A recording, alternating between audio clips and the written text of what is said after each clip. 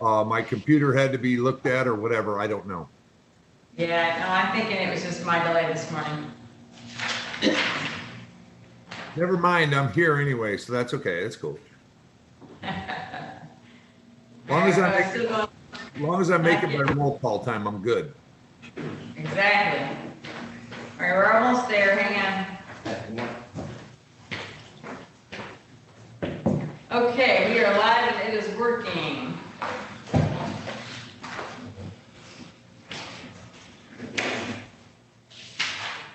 Start.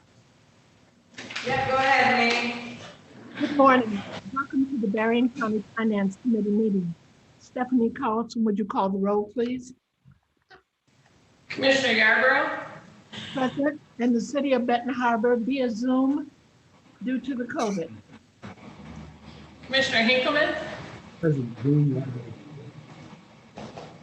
Commissioner Scott? Present via Zoom, New Buffalo Township. Commissioner Freeling? Present via Zoom, Baroda Township. Good morning, Annette. Annette, would you bring up the agenda and keep us in order here? Yeah, absolutely. So Dan Fetty is on via Zoom, and sorry, it was really loud. He'll be taking off the meeting, and it is regarding a couple resolutions in the Recovery Act. There you go, Dan. Thank you. Thank you. Thanks, Annette. Good morning, Dan. Good morning. Good morning. Can everyone hear me okay? Okay.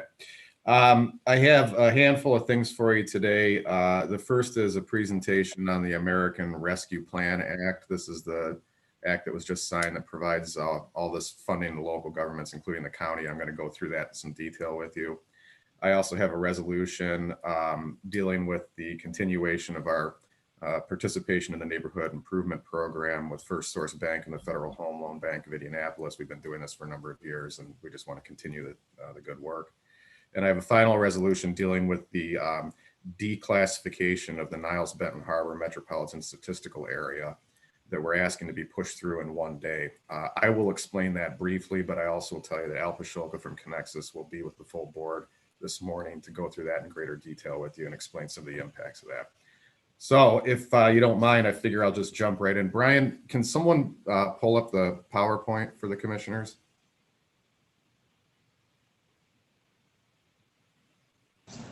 Yeah, just give me 1 second. I'll pull it up and get the screen share going. Yeah, while he's doing that, I'll just give you some background. Everyone is well aware, it's been widely covered in the news, that the $1.9 trillion Rescue Act was signed by President Biden, I think it was last week. There are a variety of different provisions in this act that address everything from public health to local government funding to direct business assistance for home ownership and renters. It's a very, very lengthy act. Today, I'm only going to talk about two provisions in the act, which I think are most germane to what we're doing right now. And the first is the local fiscal recovery fund. This is the provision of the act that provides direct funding to local governments. I'm going to talk to you about how that money can be used, what the eligible and ineligible uses are. And the second portion I'm going to talk about is the business assistance portion of the act. There's a great deal of new business assistance that's going to be pushed out through the existing PPP program and the EDLI loan program, but there's also a $28 billion fund that's been established specifically to assist restaurants who have been impacted by revenue losses due to COVID. So we'll go through all of that. I think that Annette sent this to you yesterday, and I hope you had a chance to look at it. There we go. Brian's pulling it up here. Perfect. Brian, can you just flip to the next slide and we'll jump right into this?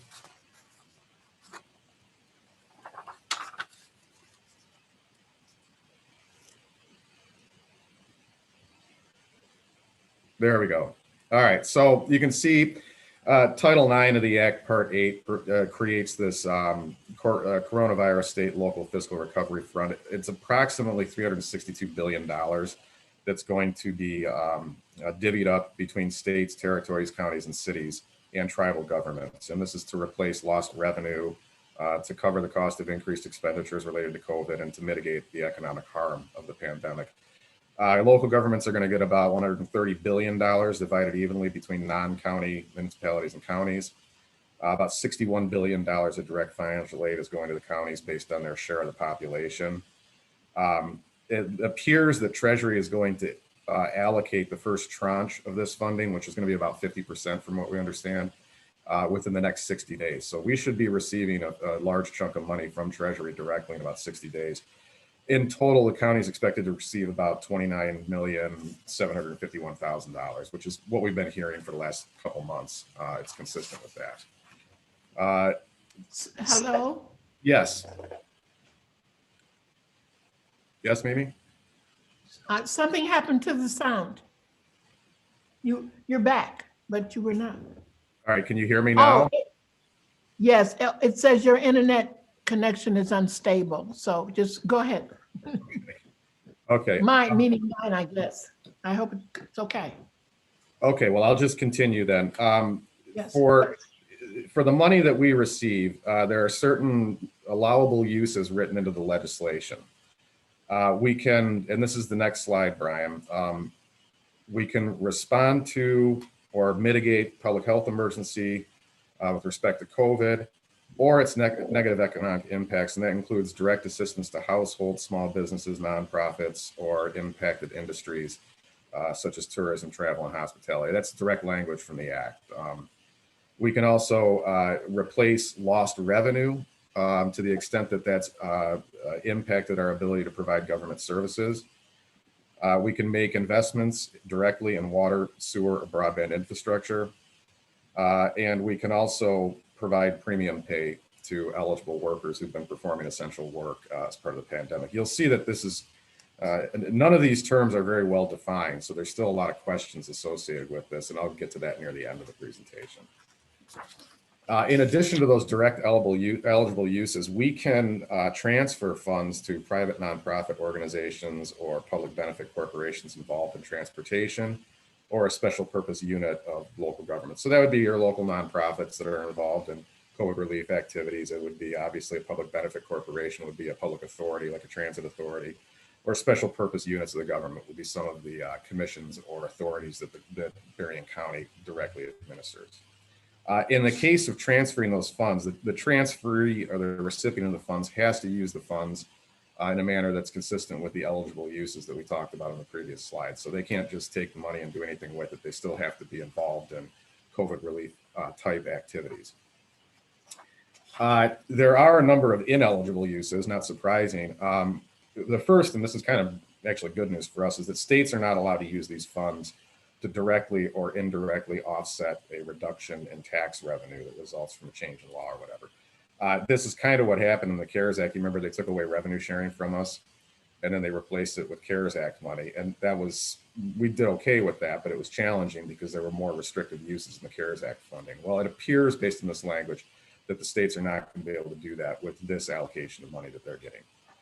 Additionally, no funds can be deposited into any pension fund. I'm sure Congress was concerned that states and local governments would take this and use it to shore up unfunded liabilities in their pension funds. So that cannot be done. And additionally, governments that fail to comply with any of these requirements are going to be asked to repay the portion of the money that was deemed to be ineligible expenditures. There's quite a bit of technical administration that will be associated with this. As I said, the funds are going to be distributed by the Treasury. We expect the first tranche within 60 days.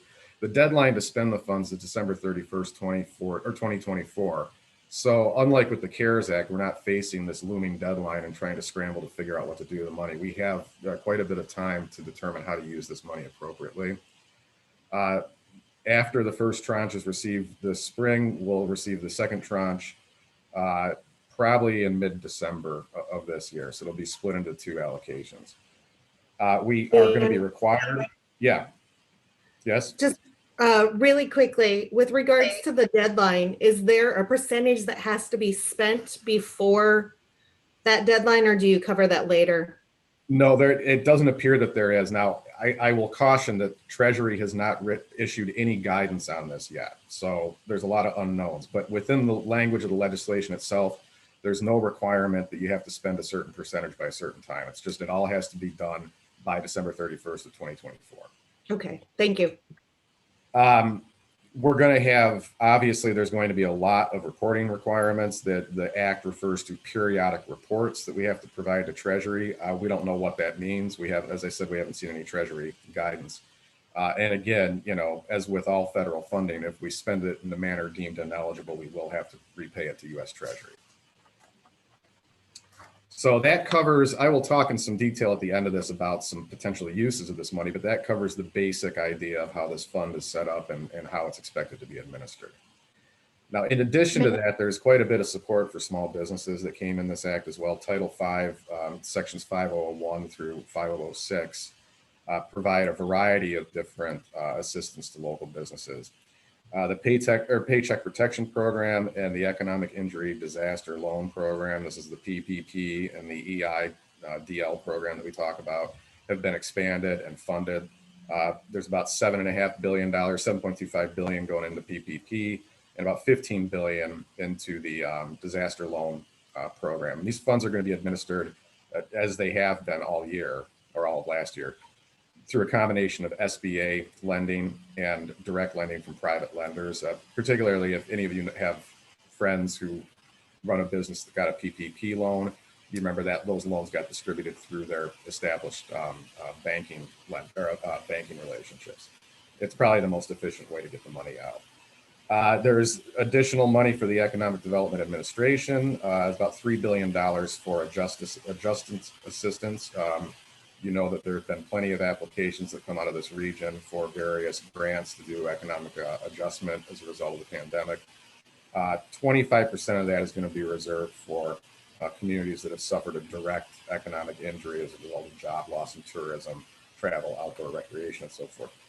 That program, incidentally, is from the local perspective, this is something that the Southwest Michigan Planning Commission is charged with helping to coordinate and administer. Bob Harrison and I both sit on the review committee for this process, but basically what will happen is that the Planning Commission will take in applications for adjustment assistance, and then the review committee will score those and then send the ones off to the EDA that they think are appropriate. So I would expect another round of this coming up here fairly quickly. May I, Dan, may I ask a question? Sure. Are there any funds for agriculture? You talk about the restaurants and all and the losses, but it has to have affected farmers that produce the things that go to the restaurants or, you know, all of that. I hear you mention it. Commissioner, the short answer is yes, but I haven't dug into that aspect of it yet. If you want, I can dig through the agricultural section, but the short answer is yes, there's assistance to the ag community. I just have not prepared a full presentation on that. Okay, I would ask not to report to me, but that you're looking at deeply because that's what we are. We are, you know, the fruit belt here. Another thing I wanted to ask you, there are communities that are getting these dollars. Does the county give them some money also? Well, if you don't mind, Commissioner, why don't I go through the last few slides here because I think I addressed some of those questions at the end of the presentation, okay? Thank you. So then, of course, there's this Title V, Section 5003, and this creates the Restaurant Revitalization Fund. This is, you know, $28.5 billion that's been allocated directly to assist restaurants that have been impacted by COVID. The SBA is going to make direct grants to entities that'll be potentially up to $10 million in aggregate, or $5 million per business location. Eligible entities under this include restaurants, food stands, food trucks, caterers, saloons, inns, taverns, bars, lounges, brew pubs, tasting rooms, and tap rooms. So basically anything you think of as part of the food service industry. Unfortunately, what's not included are a variety of hospitality businesses that we know have been impacted, and that would be gyms, banquet halls, B&Bs, and hotels, event planners, photographers, local theaters. If you can think about, these are all part of kind of the hospitality tourist industry, but they are not included as eligible to receive funding through this revitalization fund. But they are, of course, eligible for the other business assistance programs as well. The way this is going to work for the restaurants is they will look at pandemic related revenue losses, and that's just defined as your 2020 gross receipts minus your 2015 gross receipts. And if the sum is greater than zero, that's what you'll be eligible to receive under this program. They'll also back out any other PPP loans or other federal assistance that the entity may have received throughout the course of 2020. So you can see for many restaurants, this could be a sizable amount of money that they would be eligible for if they can demonstrate large revenue losses as a result of shutdowns or reduced occupancy. Okay, last two slides here, and kind of throw out some possibilities here. We're trying to figure out what could be done with this money and what would be the most effective use of it. I know the commissioners have expressed great interest in trying to use this to assist the business community, which is certainly possible. But first, we can look at covering our ongoing internal costs related to PPE, technology upgrades, ongoing security measures in our facilities. We can look at replacing our lost revenue. You can think of service charges, licensing fees, port fees, all of which have declined as a result of this. We'll have to get some clear guidance on what that phrase "lost revenue" really means. We could potentially provide premium pay to eligible workers. We could potentially provide, assistance to infrastructure. The Act says water, sewer, and broadband. Those are the only things that we can provide infrastructure funding to. And of course, the county doesn't directly construct water or sewer systems, but possibly broadband could be looked at. We could, Dan, yes. Dan, Commissioner Scott, let's go back to this premium pay to eligible workers. Who makes that decision on who's eligible and who isn't in the county? There's definitions of eligibility within the Act, which are fairly broad, but ultimately that decision is your county administrator. Thank you, sir. Additionally, we could transfer some of this money to our nonprofit partners to directly assist the business community that's been impacted, with an emphasis on tourism, travel, and hospitality as stated in the Act itself. I can tell you we've had preliminary discussions with our nonprofit partners that are involved in economic development, and they've expressed great interest in trying to craft a program to help those businesses most impacted by COVID.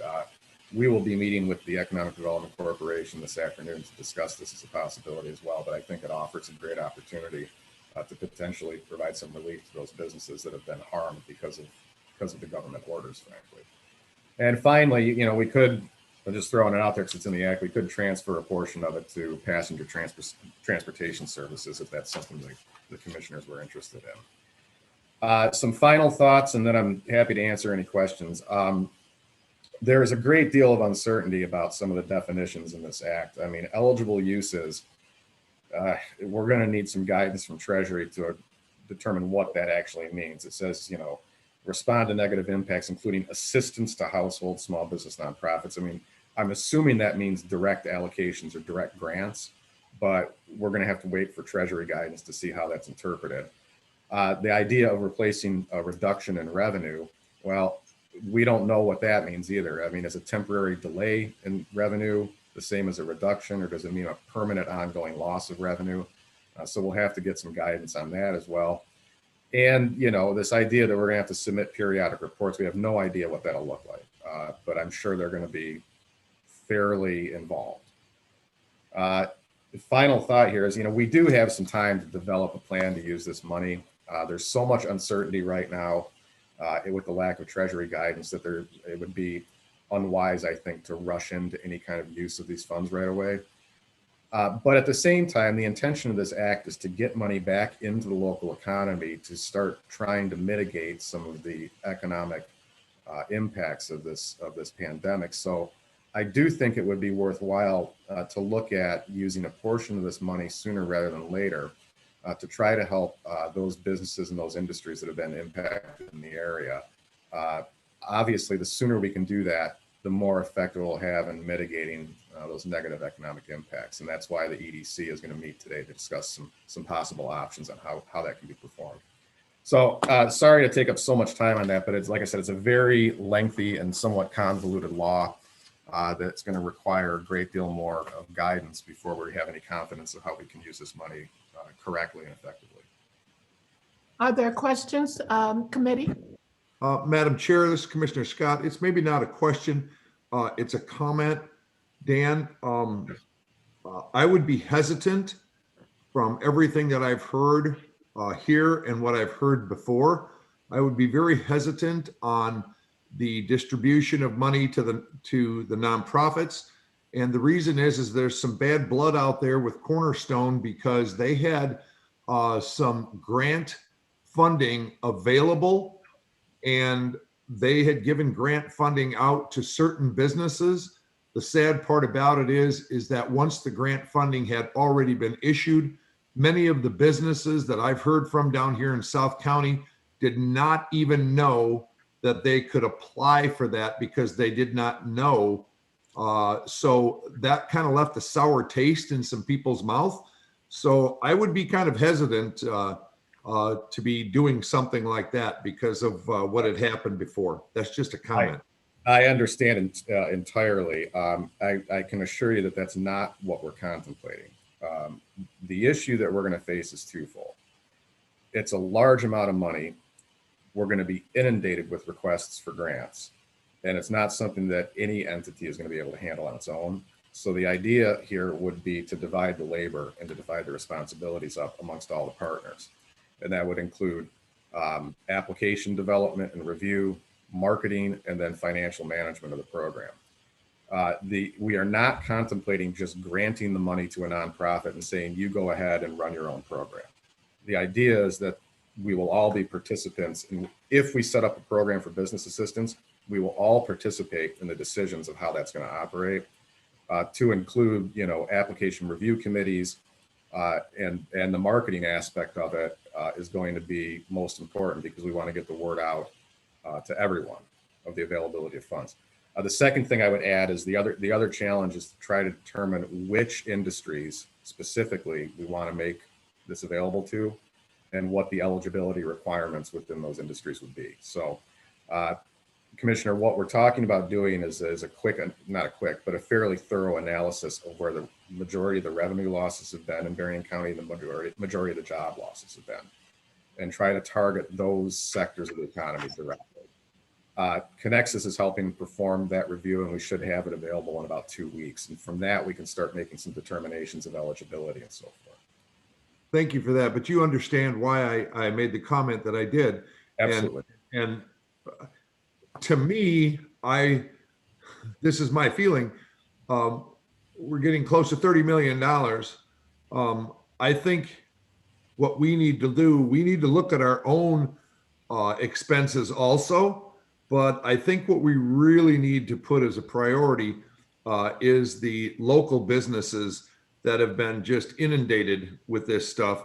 And I would like to see a very good portion of this money distributed out to them because they are us.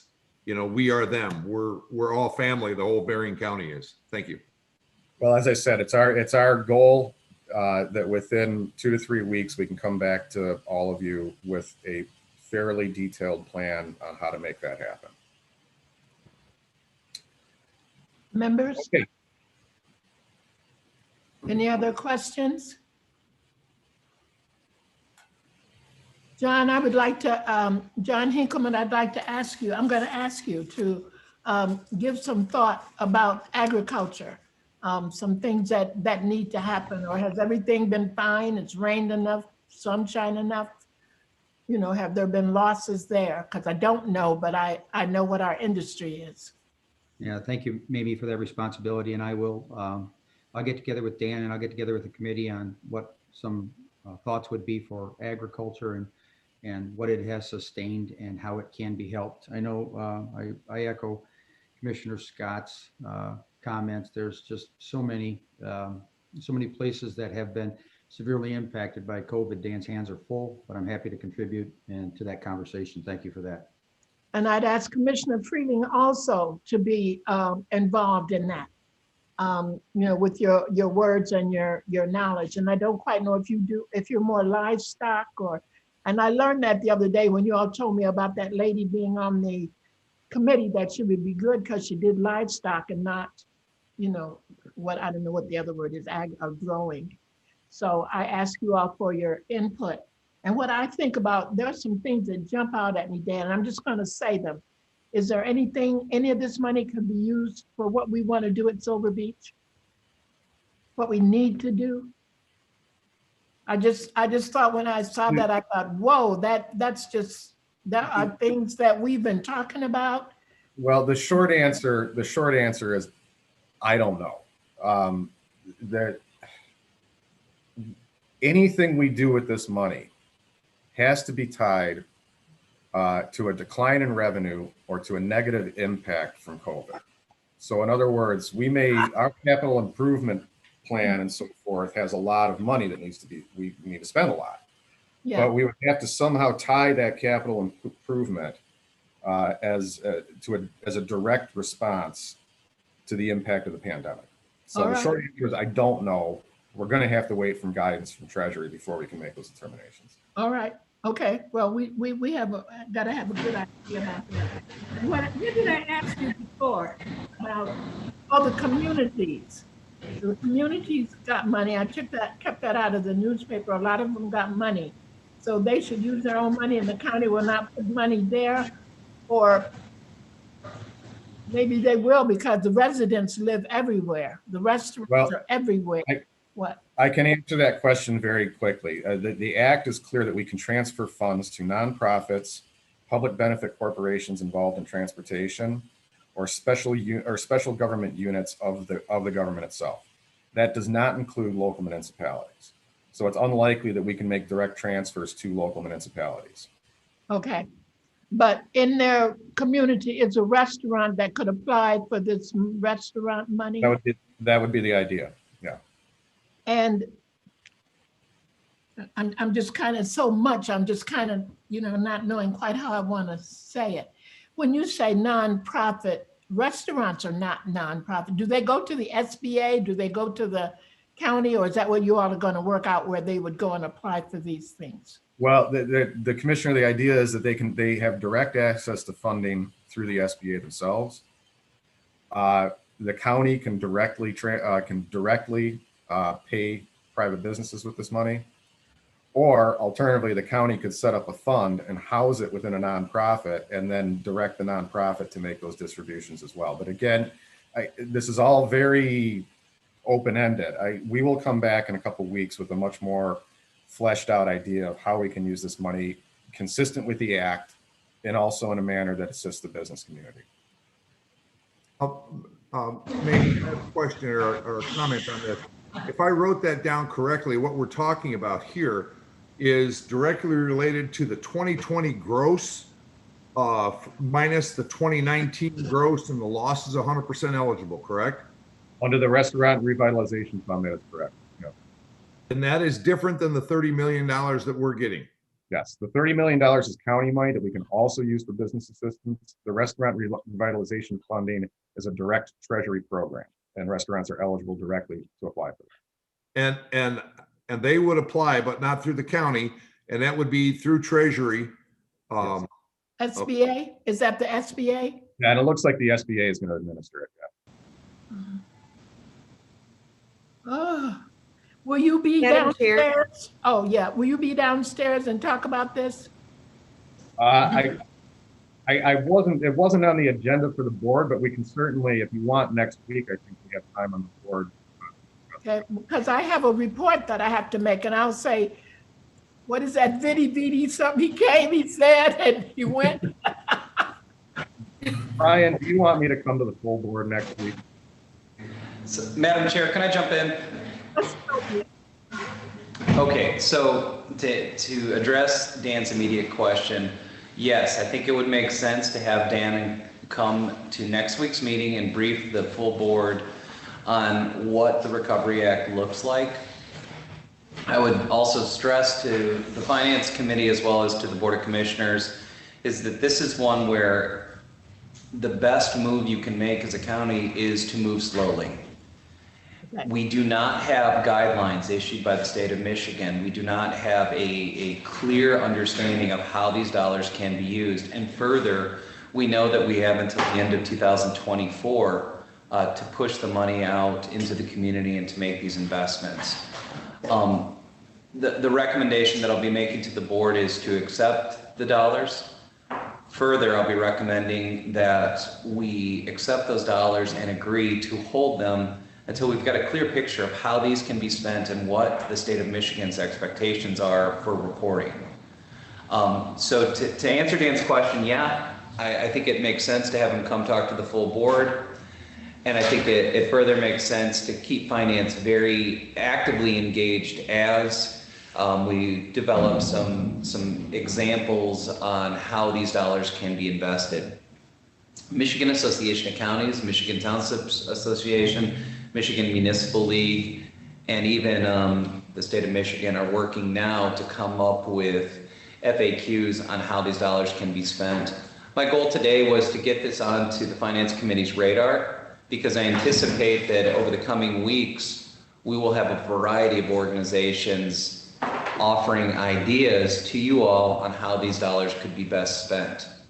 And I'm not saying that you should say no to any of those ideas. I think that it just makes a lot of sense to be very thoughtful in how we roll these dollars out.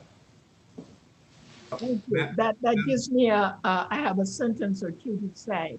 Then why, tell me again why Alpha Ashoka Connections is coming? Commissioner, that deals with the matter that we can talk about as we move forward to the next issue. But that Al's not here to talk about this program. He's talk about something else. Okay. It's the SMSCA, whatever that is, that statistical? Yes, it's the MSA resolution that we haven't addressed yet. All right.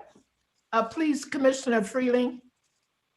You have. I was just going to say that I really appreciate Dan and his staff's efforts of trying to get into the meat of what that particular act says. And I think that our administrator's comments are spot on in that we need to be forward thinking. We need to be preparing for how those dollars can be appropriated and spent appropriately, but we do need to proceed deliberately and with caution to make certain that we're doing our due diligence and we're looking at what programs are going to be the most helpful for the citizens of Berrien County. And let me say something. This has got to be on everyone's mind. I've been watching the news all night and all day and about what happened in Atlanta and all. And normally I would ask for things that we work real hard to not discriminate, to work with people that maybe, I don't know if it's in a notebook or where their stuff is, or if it's a good, good business, but that you work with companies and restaurants, especially. I think where I go to eat, and I go to Mexican restaurants, I go to Chinese restaurants, I go to soul food restaurants, I go to white restaurants, I go to everything, I eat everywhere. And so I'm hoping that we as Berrien County work to help all people because they're all in trouble. You know that. And that we have that as a goal, that we're gonna seek them out or if they don't know or if they're afraid to ask, that you do something to include them. That's what I asked for. Of course. Okay. Any other questions of Dan? Well, I have two more matters that we need to address, if I may. Is that okay? You may. Mm-hmm. Okay. The first is Resolution F2103186. And this is just a resolution authorizing us to reaffirm our memorandum of understanding with First Source Bank to continue participating in the Neighborhood Impact Program funded through the Federal Home Loan Bank. This is the home repair program that we've run since 2015. During that time, we've been able to fund repairs to 62 homes in the St. Joe Benton Harbor area, principally to the tune of about $420,000 in assistance to homeowners. The MOU just allows us to continue that program when the new funding round comes up this spring. It's been a very successful, it's not a huge program, but it's been a very successful and program, very helpful for a number of residents in the community, and we'd like to continue doing that. Okay. Good. And annually you have to renew this? Yeah, every time there's a new funding round, we have to renew this. Okay. You have any questions, committee?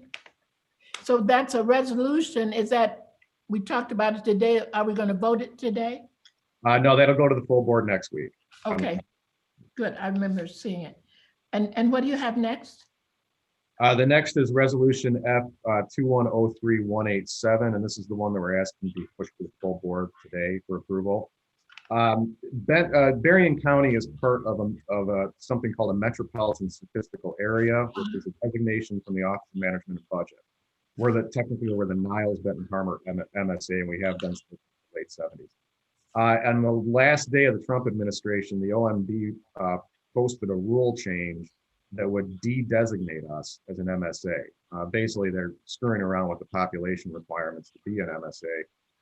And I think about 140 MSAs throughout the country will be eliminated by this rule change, including the Niles Benton Harbor one, the Battle Creek one, the Monroe, Michigan. And this could pose some real problems for us down the road. Having MSA designation allows us to access detailed statistical information about our labor market, our economy, our patterns of trade, and so forth, which are helpful in giving us real-time information about what's happening in the Berrien County economy. Additionally, it's possible that some federal funding could be tied directly to MSA designations, and the loss of that designation may have impacts down the road for local communities being able to access federal funds tied to urban areas. And finally, we know that most businesses that we work with that are looking to relocate or expand will only do so within an MSA because of the information available. So we're asking this board to pass a resolution opposing this rule change and directing the chair to send written comments to the OMB and to our representatives in Congress opposing this. And Al will be here this morning to talk to you in more detail. Thank you. I understand that. I remember we used to, because Benton Harbor and Niles were the prominent, it was Berrien County, the SMA. I'm familiar with that kind of. Okay, so anything else? That's all I have for you today. Okay.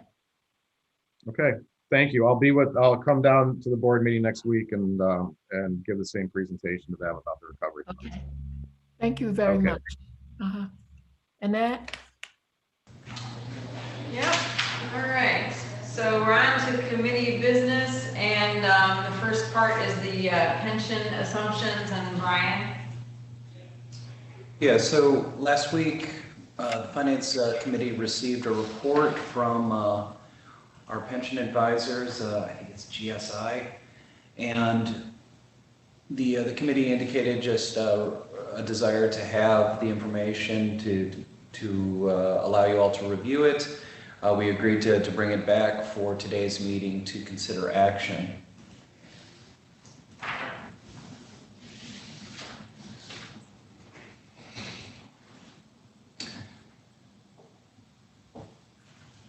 So, Madam Chair, the requested action was 3 items. Number 1 was lower the assumed rate of investment return from 7.25 to 7.0. Lower the rate of inflation from 3.0% to 2.75%, and then maintain the spread at the 4.25%. It was then noted that this will maintain consistency with Berrien's plan and State of Michigan's assumption, and prevent the actuaries from having to issue a qualification for the calendar year 2020 report. The second recommendation was to accept the actuarial assumption modifications as outlined in page 4 and 5 of the GRS February 24th, 2011 or 2021 letter. And then step 3 was accept the retirement plan options factors as outlined in page 24 of the GRS letter that was provided to the Finance Committee. So, Madam Chair, I would just ask, is Finance ready to proceed with those recommendations? Yes. We'll choose, you're asking us to choose one of the 3. No, ma'am, all 3. All 3. And this is what you recommend, because I read it and I said, well, you wanted to come off that 7.25. Because you all said it would cost us a lot of money to make. millions more in. Do we need a, is this explained well to you, commissioners? We My have- only question, Madam Chair, is do we need a consensus or do we need a motion to accept? So I think what we need is a motion to accept the recommendations by GRS and implement those changes to the pension fund. Okay. Pension. That is what the motion say, just that, huh?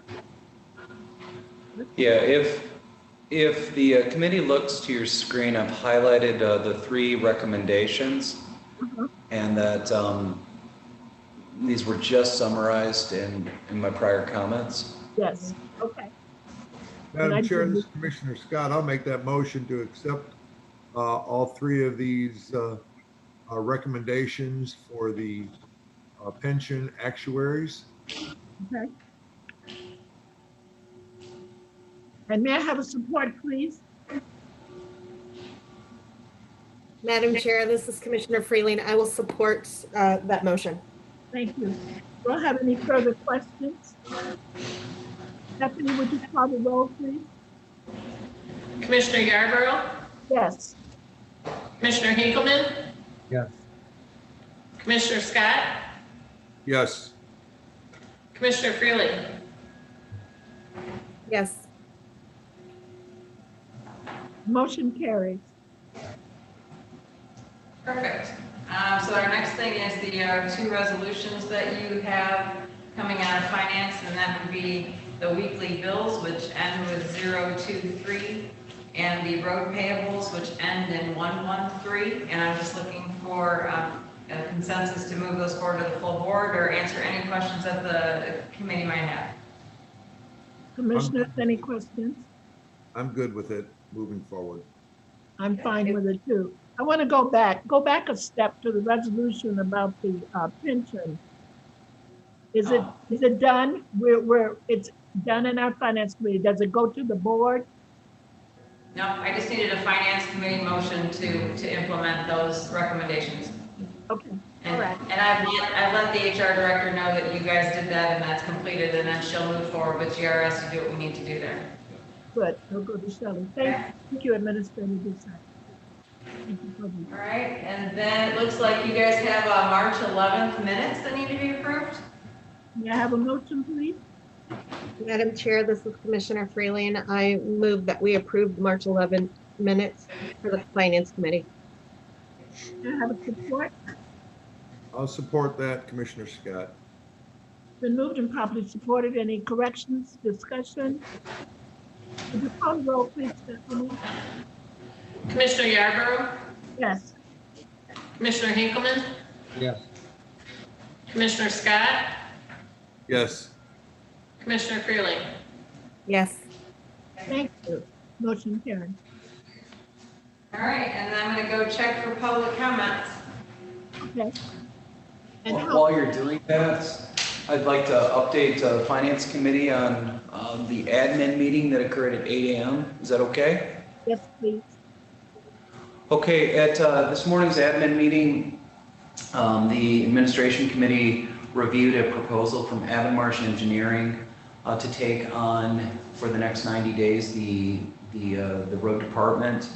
Mr. Chris Cook, one of the engineers, a longtime owner of Avonmarsh, has submitted a proposal to provide 20 hours a week of coverage to the road department in the interim director's role. Additionally, we would then have up to 10 hours of additional coverage from in-house engineers at Avonmarsh, bringing that to a total of 30 hours of coverage. It does have a monthly cost of just over $19,000. It is on today's agenda with admin unanimously supporting the proposal. The intent here is to get Avonmarsh over there to provide assistance with the spring, summer, and fall paving projects, and then also to support in the day-to-day management of the operation.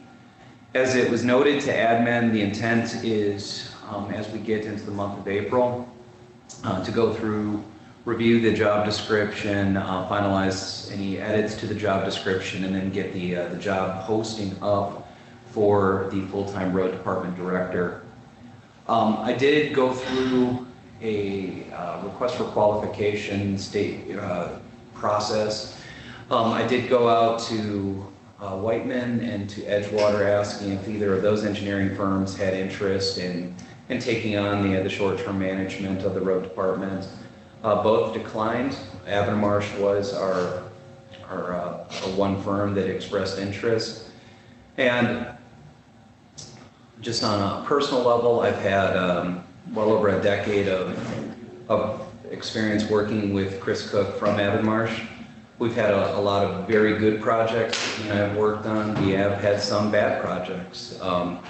And just in my last 6 months with South Haven, we actually wound up having to go to court on a failed sanitary sewer. Now, with that said, I'm confident that Chris and his team can provide good support for the road department. I'm confident that this is going to provide some stability, and I believe that this is the right move to make. So I just wanted finance to be aware of that, and just trying to be in the spirit of transparency. This is an item that is on today's Board of Commissioners agenda. Okay. I'll happily answer any questions that finance may have. And in my report, I don't have to say that, not anything.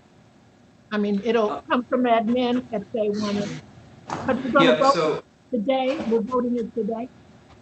Yes, ma'am. So the admin committee will did an active review of it, and I believe the admin chair, Commissioner Curran, is planning to address the recommendation. So that will come from admin. You're always welcome to offer comments should you choose, but it is covered. Okay, thank you. Do Madam you Chair? have questions, members? Yes, Madam Chair. Commissioner Scott, I have a question. It kind of has to do with the road department a little bit, but I see our Doug is with us today. So question. Doug who? Doug James? Doug James, yes. Okay.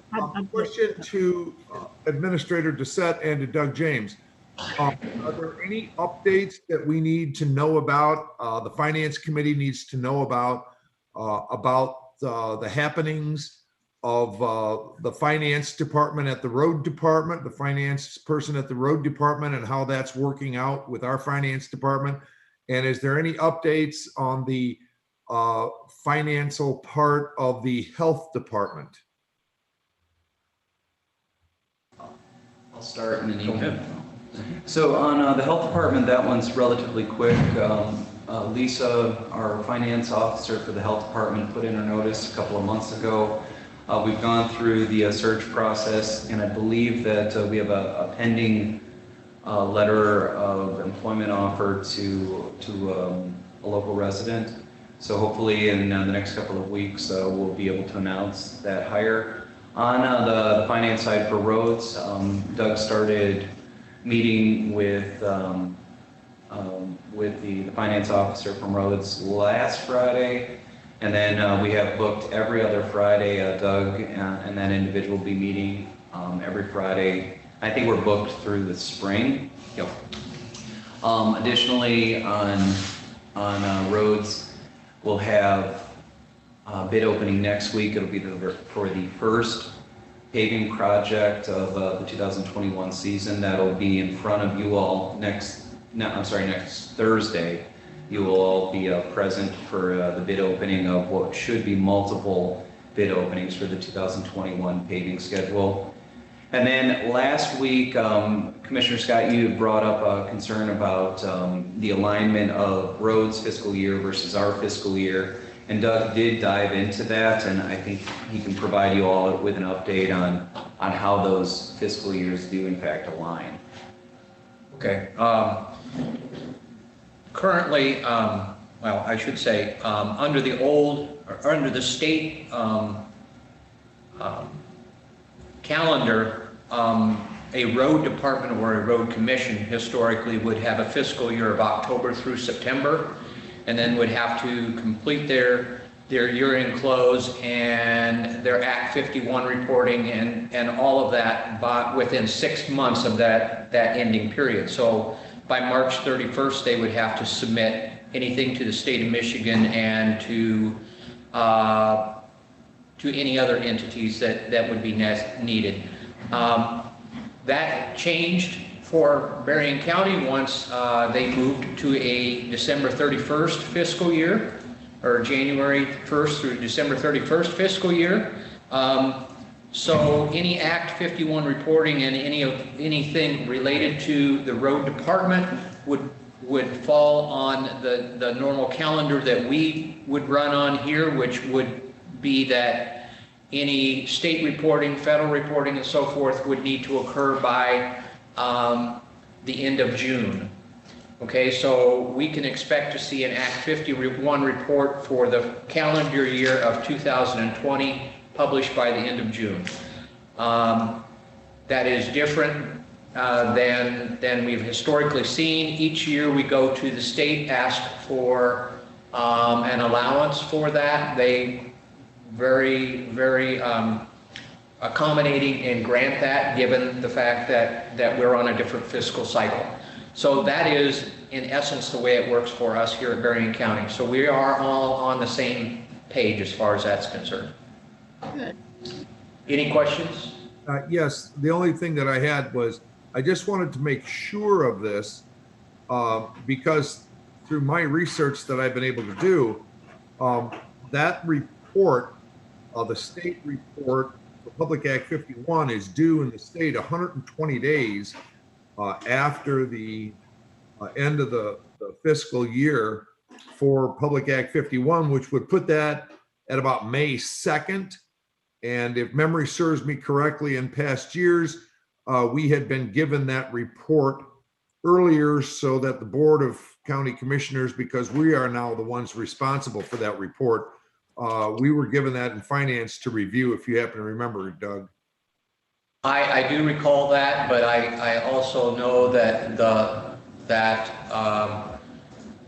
the review of that report really, I don't believe will happen until we've had the auditors have a chance to take a look at it, as well as the completion of preparation of that. That will, hopefully, you will see that sometime later on in May or early June. And that has, and I agree with that. It is because we're a special county. I think one of 6, I believe that's correct, 6 that has road department rather than road commission. So we do get a little dispensation on the time that report is filed. But all right, Correct. Thank you. I like to keep on top of those things because I don't want us to be in violation anywheres at all. But thank you. No. Yep. Yes, anything else, Deb James? No, ma'am. And okay. Any other questions of Deb James? Thank you very much. Brian? No other comments. Just I will warn Finance Committee and then also the Board of Commissioners that there's a water main break just outside the admin building today. So it's going to be loud anytime that we speak with you. There's work going on just about I would guess 50 yards outside our windows. So bear with us. We'll attempt to be loud and hopefully you won't hear too much background noise. Is that all you have for us, Administrator? Yes, ma'am. Yep. Any other questions? Annette, anything else? Oh, any people No, speak to us? I'm sorry, Amy, what was that? Do you have any audience, any participation? You do. Your number is currently at 16. Okay. And I've asked a couple of times and it doesn't appear as though we have any public comments. So I think you guys are good. That's the word, public comment.